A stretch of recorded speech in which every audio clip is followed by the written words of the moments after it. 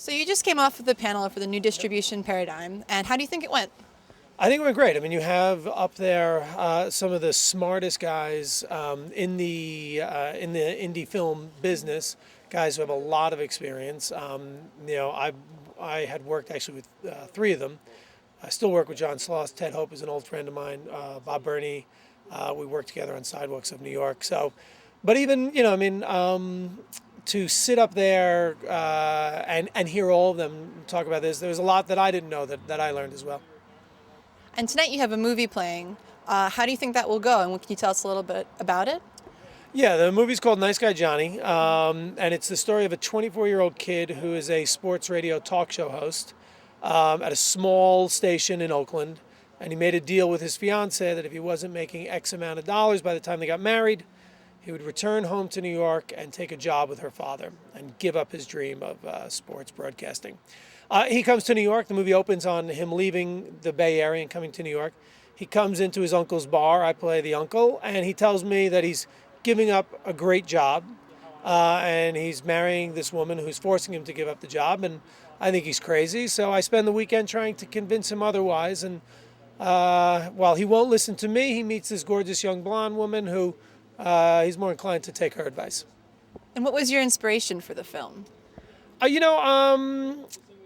indie filmmaker, been doing this for 15 years, and at various points in my career, I have been asked to sort of give up the dream of making smaller, personal, dialogue-driven, character-driven films, and asked to go direct like a mainstream romantic comedy for the studios.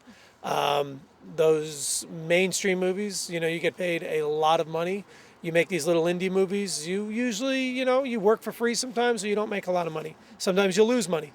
But that's always been my dream. So it was sort of inspired by a period in my life 2 years ago where I actually got pretty close to directing a studio film and in the end decided not to do it. So you like the smaller ones more? I mean, no comparison. I was a kid in film school, and I fell in love with small character pieces, and those are the only kind of films I've ever wanted to make. But when you're in the business and people dangle paychecks and a certain type of promises of a certain level of success in front of you, anybody can be swayed. And as you know, at the Woodstock Film Festival, the theme is fiercely independent. What do you think that means? Making your films without any interference. And, there's a difference between interference and collaboration. I've worked with my producer for 7 years. I've worked with my DP on 4 films. When you're working with your actors, they might ask to change a line. They might have different ideas about the meaning of a scene. But those are people that you're willingly collaborating with. I think when you lose your independence is sometimes when you have to go to someone and ask them for money, and all of a sudden you're not casting the actors you want to cast, or they're changing the title of your movie, or they want to put different music in the film, or they're changing the ending. For me, that's always been the definition of what an independent film is. If you can make it independent of outside influence and interference, you are an independent. Well, thank you very much. It's been a pleasure. Thank you. Good deal.